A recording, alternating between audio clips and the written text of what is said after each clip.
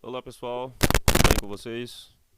Continuando aqui nossas aulas, estou trazendo para vocês aqui algumas explicações como vocês resolverão eh, essas atividades complementares da aula 13, fatoração 2. Na aula 12 vimos a fatoração 1, onde vocês viram como fazer uma fatoração por agrupamento, não, perdão, uma fatoração por fator comum em evidência. Vocês notaram que o fator comum é o termo que se repete, é a letra que se repete, ou o número que se repete, né?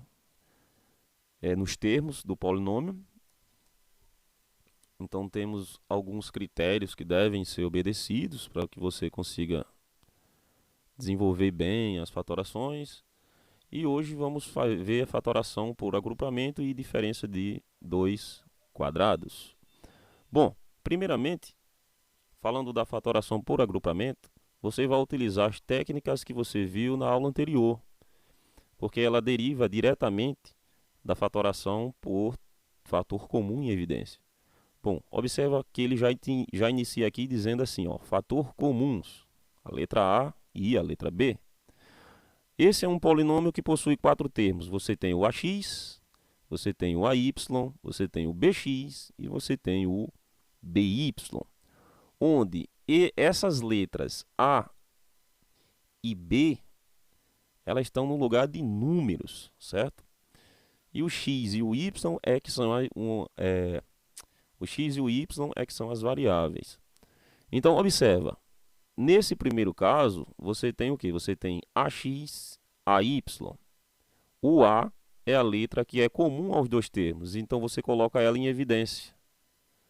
Você deixa ela de fora, abre o parêntese e escreve os termos sem o a dentro do parêntese com o sinal que eles tiverem. Mas aqui no bx, by, o termo que é comum é a letra B. Então você coloca ela em evidência, escrevendo o x e o y dentro do parêntese. Nesse segundo termo aqui, nessa segunda linha da solução, o fator que é comum agora não é o a nem o b, é o xy, tá vendo? O x mais y está se repetindo no primeiro termo e também está se repetindo no segundo termo. Então você vai colocar ele em evidência. Então fica x mais y dentro do parêntese, multiplicado. Quando você tirar do a, que multiplica x mais y, você tirar o x mais y, o que sobra, na realidade, é só o a.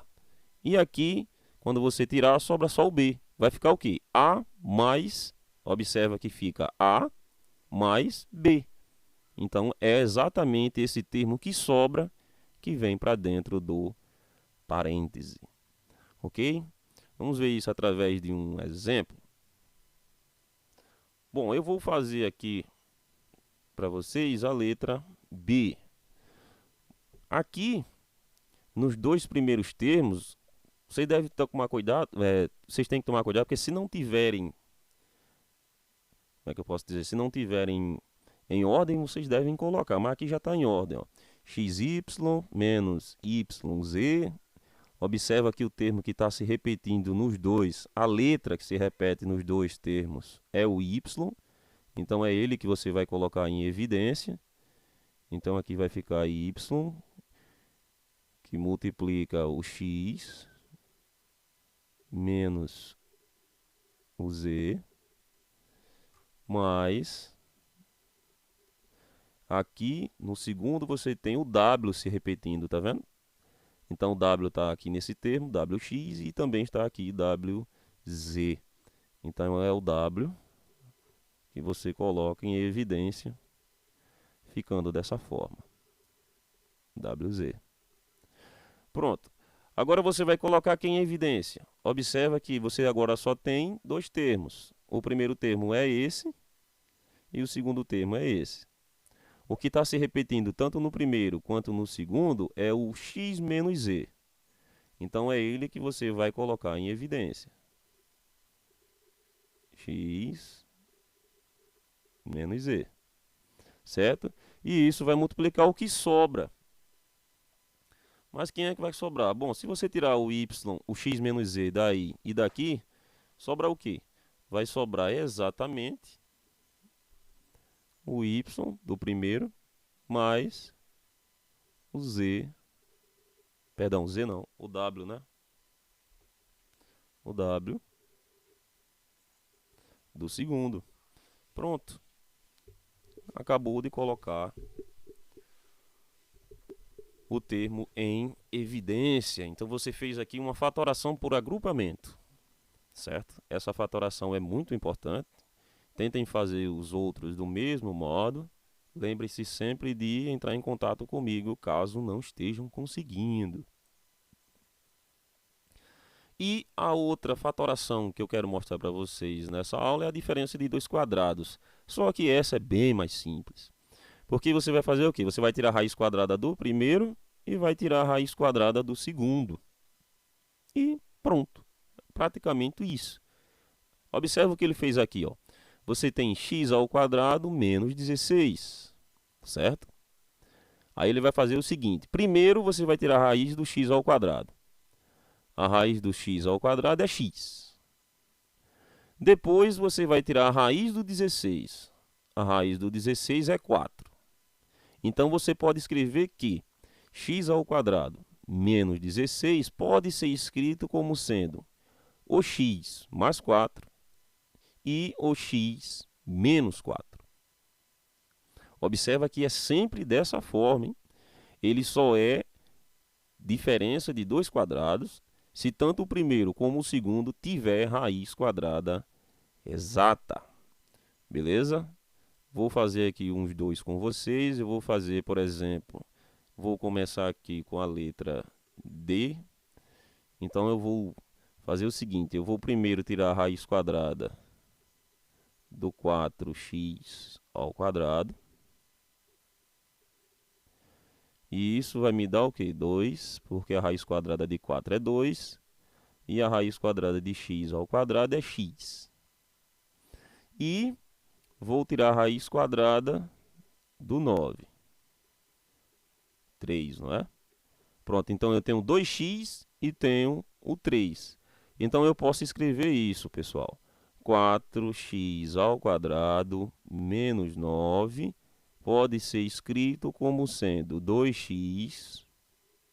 Aí um é mais 3.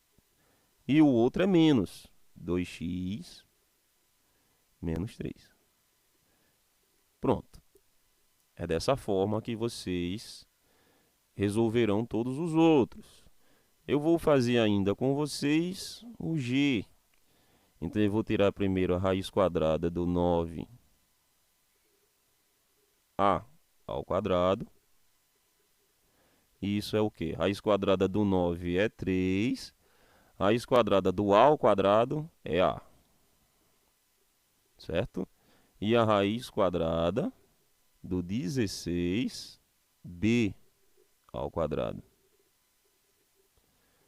Raiz quadrada do 16 é 4 e do b ao quadrado é b.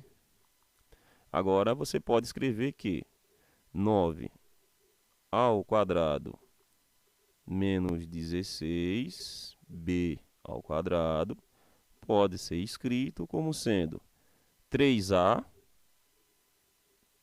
mais 4b. Lembre-se, é sempre um positivo e um negativo. 3a menos 4b.